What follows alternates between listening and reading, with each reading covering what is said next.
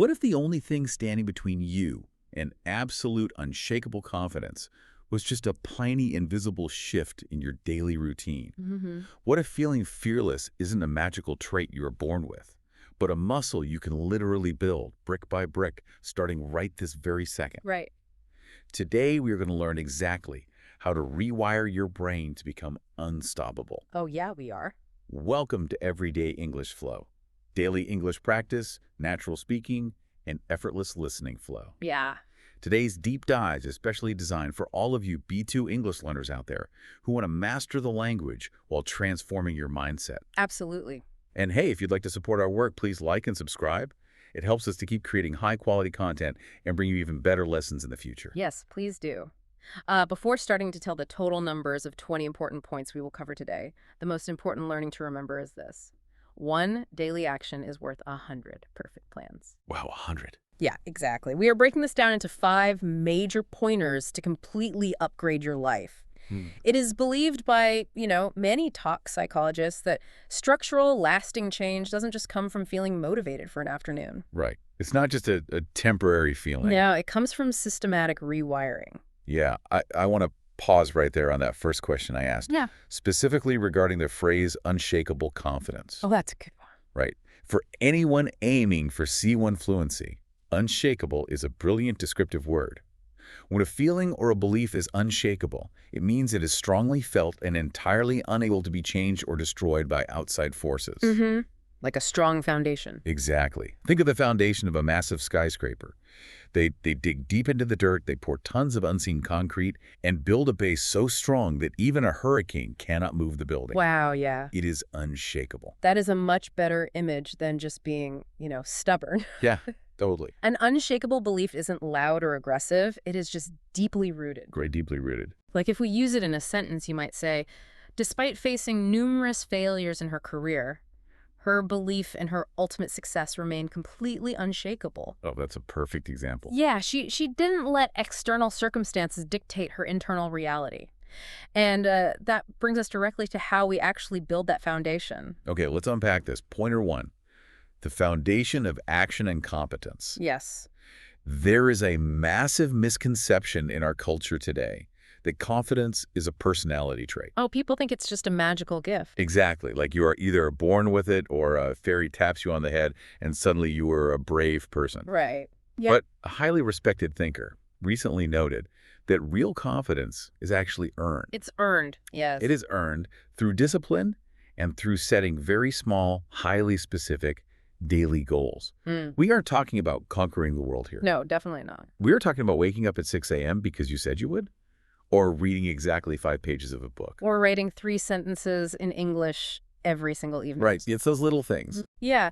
And the underlying mechanism here, the true why behind the strategy, is all about self-respect. Okay, self-respect. Yeah, think of your brain or your subconscious as a separate person constantly observing your behavior. That's a little scary, but... Right. Well, if you tell a friend, I will meet you at 4 p.m., and you don't show up, they lose trust in you. Yeah, they'd be annoyed. And if you do it 5 times, they stop believing anything you say. We do the exact same thing to ourselves. Oh, wow. If you say, I am going to study English for an hour today, and then you sit on the couch and watch television instead, your subconscious brain takes a note. It's taking notes on you. Exactly. It says, I cannot trust this person. They do not do what they say. Which completely destroys your self-esteem over time. I mean, we start feeling bad about ourselves, not necessarily because we don't have the skill, but because we constantly break our own promises. Precisely. And this is where we have to realize that our feelings lie to us constantly. They do. They really do. Mm-hmm. Your feelings are designed to seek comfort and conserve energy. When the alarm goes off at 6 a.m., your feelings will whisper, you're tired. Just sleep another hour. Right, exactly. You worked hard yesterday. Feelings want comfort, but discipline builds warriors. Oh, I like that. Every time you push past that deceptive feeling and keep a promise to yourself, your brain learns to trust you again. And when you build that trust, you begin to develop competence. Yes, competence. For our B2 learners, competence is a crucial C1 vocabulary word. It simply means the ability to do something successfully, efficiently, and well. You aren't necessarily the greatest in the world at it. Right, you're not an expert, Yeah. but you're competent. Yeah. And here is where it ties into a fascinating idiom. byproduct. Oh, yeah. Byproduct. Confidence is a byproduct of competence. To understand byproduct, think about building a fire in the woods because you need light to see in the dark. Okay, you need the light. Right. As the fire burns, it also creates heat. You didn't build a fire to get warm, but the heat happens naturally as a secondary result of the flames. That makes sense. That heat is a byproduct. That is the perfect way to understand it. You cannot just look in the mirror and force yourself to, feel confident. Right. It doesn't work. It doesn't. Instead, you focus on becoming competent. You focus on the action.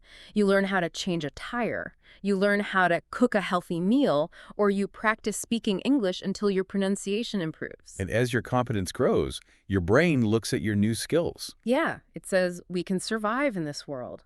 We can solve complex problems. The confidence emerges naturally as the byproduct of the work you put in. But to get that byproduct, you have to actually follow through. Follow through. That's key. Let's look at that phrasal verb. To follow through means to complete an action or a promise that you started, even when it gets difficult. It's like sticking with it. Exactly. For example, she had a great idea for a business, but she never followed through with the actual planning. You have to finish what you start. You really do. But hold on, I have to stop you there and push back a little on this idea. Oh, go ahead. We are telling people to build competence by keeping promises and following through. But let's be realistic here. Okay. Learning a massive skill, like achieving C1 fluency in a foreign language, is a huge, intimidating mountain. It is. It really is. If a learner is sitting at home right now, feeling totally overwhelmed by how much they don't know, just the thought of setting a daily steady goal might cause them to shut down. Yeah, the paralysis. Right. How does someone actually follow through when the goal itself feels impossible? That is a very real psychological barrier, and it's where most people quit before they even begin. So what's the secret? The secret is that you do not stare at the top of the mountain. You shrink the mountain until it looks like a small stone in your hand. Shrink the mountain. Right. If the idea of a 30-minute English conversation terrifies you, you do not force yourself into a 30-minute conversation. That would just make you panic more. Exactly. You start with one sentence. Just one. You sit in your room, you write one sentence on a piece of paper, and you record yourself saying it on your phone. Then you listen back. Wait, just one single sentence. That feels almost too easy. It is supposed to feel easy, because the goal on day one isn't fluency. The goal is simply proving to your brain that you can follow through. Ah, I see. You're building the habit. Right. You record that one sentence, you fix your pronunciation. Tomorrow, you do it again. Next week, that one sentence becomes 5 sentences. And over a month, 5 sentences become a full minute of uninterrupted speaking. Exactly. You do not build a skyscraper by dropping a finished building onto an empty lot. You build it by laying one single brick perfectly every day. You shrink the mountain. I really like that approach. It makes the impossible feel incredibly practical. Yeah, it takes away the fear. And honestly, stepping into that practical action requires you to face the awkwardness of being a beginner, which leads us perfectly into pointer 2, embracing discomfort and killing perfectionism. This is perhaps the most uncomfortable pointer, but it yields the greatest results. Because it's hard to be bad at something. Exactly. We're talking about the willingness to do things messy, to sound broken, and to act even when you are scared. Before we dive deeply into the psychology of discomfort, just a quick reminder for our listeners. If you are enjoying this deep dive so far, please take a second to like, share, and subscribe. Yes, please do. It really helps us out and lets us keep bringing these discussions to you. So when we talk about embracing discomfort, we have to look at how humans actively avoid it. Right. We run from it. We do. We are terrified of looking foolish. There's a very famous anecdote about this. I was reading about a man who suffered from crippling social anxiety. Oh, I think I know this story. Yeah, the kind of anxiety where just the thought of ordering coffee from a cashier made him sweat. He realized this fear was ruining his life, so he set an extreme goal. What did he do? He decided to talk to 100 strangers in 30 days. Wow, 100. That's a lot. It is. On day 1, the story goes, he was physically shaking, his voice cracked, he was sweating, and it was a completely terrifying experience just to say hello to a person on the street. But he kept going. He kept doing it day after day. By day 30, the shift was incredible. He was a different person. Totally. He wasn't just saying hello. He was effortlessly joking around with high-level CEOs, starting conversations in elevators, and making new friends wherever he went. The psychology behind that story is brilliant because it utilizes a form of exposure therapy. Exposure therapy, right? He didn't sit in his room reading books about how to be brave. He physically subjected his nervous system to the thing he feared. And the fear didn't magically disappear on day 2? No, not at all. He simply trained his brain that discomfort does not equal physical danger. We often confuse the feeling of being awkward with the feeling of being threatened. That makes so much sense. Discomfort is actually the doorway to growth. Courage isn't an emotion you wait to feel. Courage is a muscle you tear and rebuild. And if we apply that exact logic to language learning, it completely shifts the paradigm. Oh, absolutely. Speaking badly, stuttering, making obvious grammar mistakes, using the wrong vocabulary is infinitely better than staying silent. It's the only way to learn. You actually have to be willing to look a little foolish today in order to look fluent next year. It is the only path forward. But it is incredibly difficult in today's digital age because we are constantly bombarded by images of perfection. Oh, social media is the worst for this. It really is. Which brings up a very important idiom we need to discuss. The highlight reel versus the behind the scenes. Oh, yes. Very relevant. In sports, a highlight reel is a short video showing only the best, most amazing goals or plays of the entire season. It cuts out all the missed passes, the falls, and the boring moments. Right, the mistakes aren't there. Today, social media is everyone's highlight reel. You only see people's best moments. But behind the scenes refers to what happens when the cameras are off. The real life stuff. Exactly. The messy reality, the bad hair days, the financial stress, the constant failures. And the ultimate trap for human confidence is when we compare our messy behind the scenes with someone else's polished highlight reel. It's a recipe for disaster. It is. If you are a B2 learner, you might open an app and see a 20-year-old speaking absolutely flawless, perfect English while driving a nice car. And what does your brain do? Your brain immediately says, I am so far behind, I am failing. Yep. What you do not see are the 300 bad takes they recorded before uploading that video. You don't see the years they spent crying over grammar books. When you finally understand that illusion and stop comparing yourself to a digital fantasy, that is when a genuine transformation happens. Transformation, that's a powerful word. Let's look at that C1 word. A transformation is a complete, fundamental change in the appearance or character of someone or something, usually for the better. It's not just a small tweak. No, it is not a small adjustment. It is a total overhaul. An example sentence would be, committing to 1 hour of daily practice led to a complete transformation in her English speaking skills. And that transformation only begins when you drop the need to be perfect. So what does this all mean? What does it mean? It means that perfection is poison. It literally paralyzes you. Think about how human beings learn naturally. Think about a baby learning to walk. Oh, I love this example. That baby is going to stand up, wobble, and fall down flat on the floor maybe 100 times. Does the baby sit there and think, wow, I am really bad at this. I'm not perfect yet, so I think I will just stop trying and crawl for the rest of my life? Of course not. They don't have the concept of perfection yet. Right. They just have the drive to move. Exactly. They do it messy, they do it broken. Yeah. And they keep standing back up. The world does not respect perfection because perfection is fake. It's an illusion. The world respects courage. That is a powerful analogy. And what's fascinating here is that the baby's drive to stand up is a purely physical action, which transitions us beautifully into pointer 3. The physicality of power. Yes. The core concept here is something that neuroscience is increasingly proving to be true. Changing your physical body actually changes your brain chemistry. This is a massive shift in how we understand mindset. We usually think it works the other way around. Right, that our mind tells our body how to feel.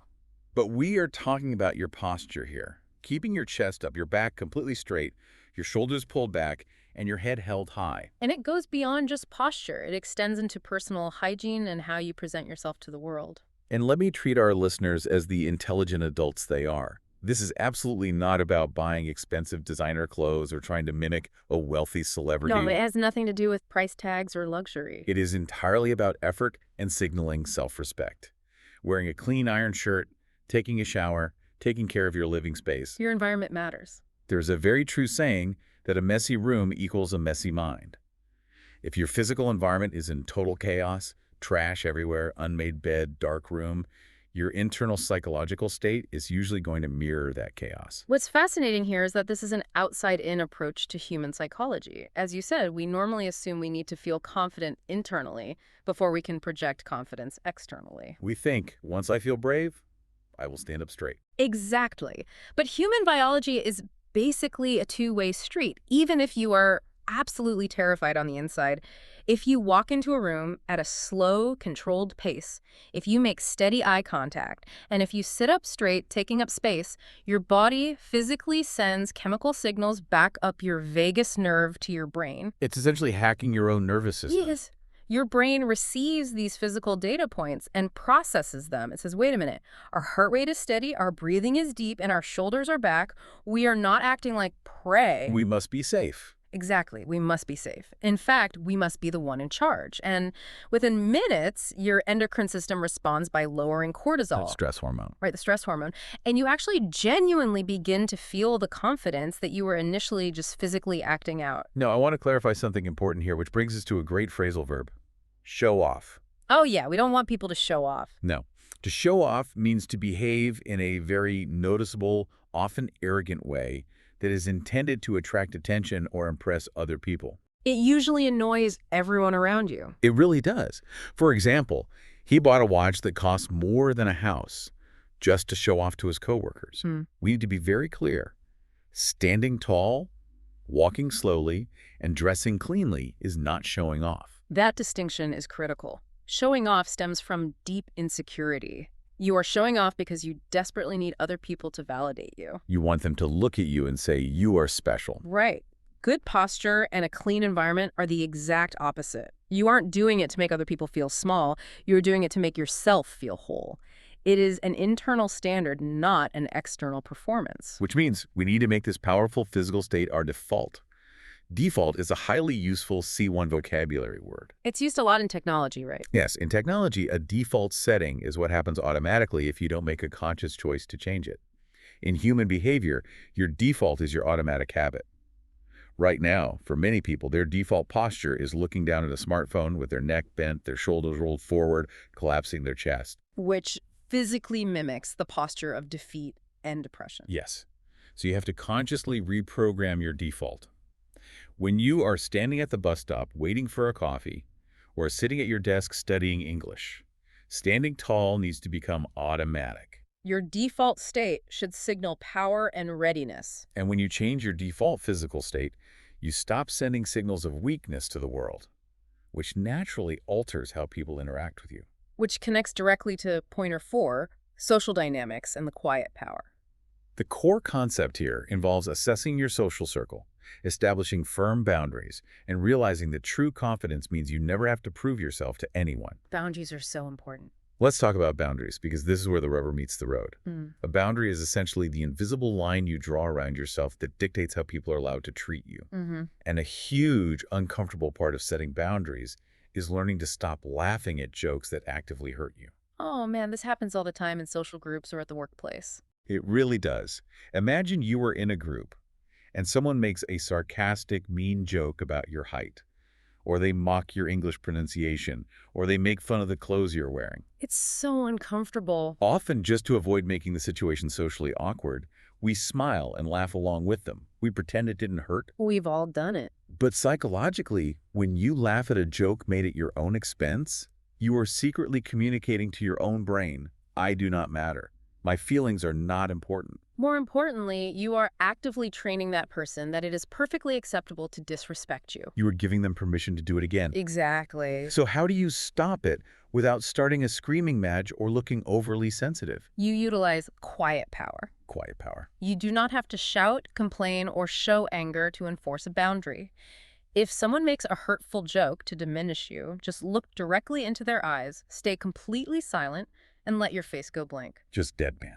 Do not smile. Just hold the eye contact in silence for about 3 or 4 seconds. That sounds intense. That calm, heavy silence is incredibly powerful. It makes the other person feel the awkwardness of what they just said. It forces them to realize they crossed a line and you didn't even have to raise your voice. Wow. Silence is a weapon of self-respect. It takes the awkwardness they tried to push onto you and hands it right back to them. Think of a lion in the wild. A lion does not walk through the jungle roaring every 5 minutes, desperately trying to prove to the zebras and the monkeys that he is the king. Right, he doesn't beat you. He simply walks. He is calm. He is silent. He knows what he is. True confidence is always quiet. And insecurity is loud. Insecurity is loud. The people who are always bragging, shouting over others, and desperately trying to prove how smart or successful they are almost always the most insecure people in the room. If we connect this to the bigger picture, you are constantly teaching the world how to treat you by what you quietly accept and what you firmly reject. But how does this relate to the people we spend the most time with on a daily basis? We always hear the advice that we need to choose our friends carefully. But what is the actual mechanism behind that? The mechanism is emotional transmission. Confidence, mindset, and ambition are highly contagious. Let's define that C1 word, contagious. In medicine, if a disease or a virus is contagious, it means it spreads very easily from person to person through contact. Like a cold. Exactly. But in psychology, emotions and attitudes are equally contagious. If you spend time with someone who is constantly laughing and joyful, you naturally start smiling more. Their energy is contagious. It rubs off on you. An example sentence. Her absolute enthusiasm for learning English was totally contagious, and soon the whole study group was highly motivated. Precisely. And this is the dangerous part. Negativity, self-doubt, and complaining are even more contagious than joy. Oh man, isn't that the truth? It is. If you spend your time with people who constantly complain about the economy, gossip about their coworkers, and make excuses for why they can't succeed, you will inevitably adopt that exact same mindset. You become a complainer too. You will become a complainer. You must intentionally choose friends who clap when you win. You need a circle of people who discuss ideas, future growth, and solutions, rather than just complaining about problems. There's a saying that if you are the smartest and most motivated person in your friend group, you are in the wrong friend group. You need people who pull you up. Yes. And while we are on the topic of how we view others, we must cover the phrasal verb, look down on. Look down on. To look down on someone means to view them as inferior, or to think that you are inherently better or more important than they are. For example, you should never look down on someone just because they work a manual labor job. That's a great point. A truly confident, powerful person never looks down on anyone. Never. Because arrogance is just another form of insecurity. A person with unshakable confidence is humble enough to sit at a table with billionaires and CEOs and learn from them, but they are equally humble enough to sit with a street vendor or a janitor and learn from them too. They know they can learn from anyone. They know that every single human being has experienced something they haven't and therefore has a lesson to teach. They don't need to prove they are the smartest person in the room. Which takes a tremendous amount of internal security and self-love. You have to really be at peace with yourself to operate that way. You really do. And that brings us to our final major section, pointer 5, self-love and building version 2.0. The upgrade. Yes. The core concept here is that you have to aggressively become your own best friend and stop playing the role of the victim. Stop being the victim. Here's where it gets really interesting. We have an internal monologue running inside our heads all day long. But if we actually listen to the words we say to ourselves, we would realize we talk to ourselves in ways we would never talk to a younger sibling or a close friend. It is genuinely tragic when you analyze it. Imagine your younger sister came to you crying because she failed an important university exam. Oh, no. Would you look her in the eye and say, well, of course you failed. You are incredibly stupid. You are lazy. You are ugly. And you will never succeed at anything in your entire life. That would be horrific. You would never say that to someone you love. No. You would comfort her, you would tell her that one test doesn't define her, and you would help her study for the next one. Exactly. Yet when we fail an exam, or when we make a mistake speaking English in a meeting, that toxic, abusive language is exactly what we say to ourselves. We act as our own worst enemy. We do. To build real confidence, we have to transition from having a killer inner voice to developing a coach inner voice. A coach. I like that distinction. Because a coach isn't just someone who gives you fake compliments. No, a good coach pushes you. A good coach demands excellence from you. But ultimately, a coach believes in your potential. We need to completely stop using the phrasal verb, beat yourself down. Yeah, stop beating yourself down. To beat yourself down means to constantly criticize yourself, obsess over your flaws, and mentally punish yourself for every small mistake. It's exhausting. It is. An example sentence. You made a small grammatical error during the presentation, but don't beat yourself down over it. Just learn from it. Instead of beating yourself down, your inner coach needs to start actively celebrating the small wins. Like we talked about earlier. Yes. It is about choosing personal power over self-pity. Did you wake up early today like you promised? Acknowledge it. Pat yourself on the back. Did you read one single chapter of your English book? Give yourself credit for that discipline. Too many people get entirely trapped in their own sad stories. They play their painful past on a loop. On a loop. That is a very vivid idiom. If something is playing on a loop, it means it is repeating over and over again continuously without ever stopping. Like a broken record. Right? Like a song stuck on repeat or a video that restarts the moment it ends. An example. After the awkward argument at the party, her harsh words just played on a loop in my head for 3 days. And playing your victim story on a loop is the fastest way to destroy any potential for confidence. You have to decide actively to build version 2.0 of yourself. Version 2.0. Version 1.0 might be the person you are right now.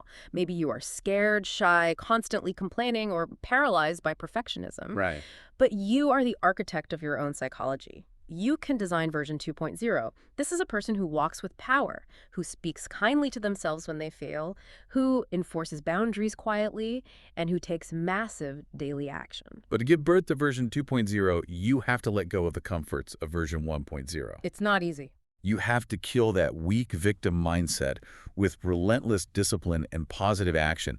You can't drag your old excuses into your new life. You really can't. And as we look to synthesize everything we've discussed today, from building competence and shrinking the mountain to the biology of posture and the quiet power of boundaries, this raises an important question for every single person listening. What's the question? I want you to mentally fast forward your life. Imagine that you are 80 years old. You are sitting quietly in a rocking chair on a porch, looking back at the entire span of your life. That is a profound visualization, just thinking about it. When you reach that age and you look back, what will you feel?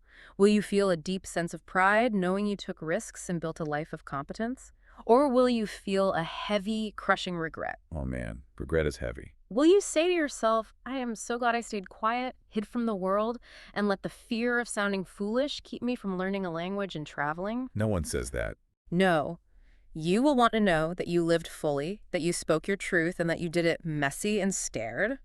Life is incredibly temporary. It is a flash. Do not waste your precious, limited time on the fear of other people's opinions.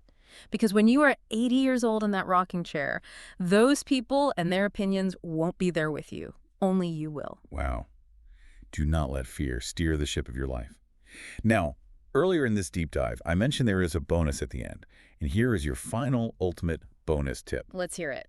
Start with what you have. Yes. Right now.